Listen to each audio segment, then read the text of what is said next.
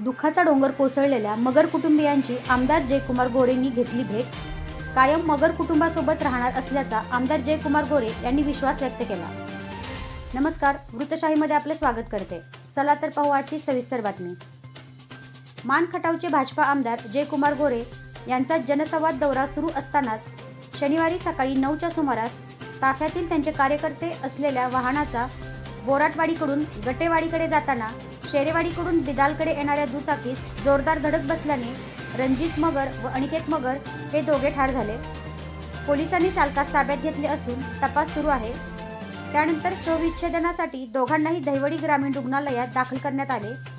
त्यानंतर आमदार जयकुमार गोरे जवळपास 3 तास रुग्णालयातच ठाण मांडून होते. रविवारी आमदार गोरे यांनी दुःखाचा डोंगर कोसळलेल्या मगर कुटुंबियांची सांत्वनपर भेट घेतली. मगर कुटुंबियांच्या दुःखात सहभागी आहे. येत्या काळातही मगर कुटुंबाच्या सोबत राहील असा विश्वास त्यांनी व्यक्त केला.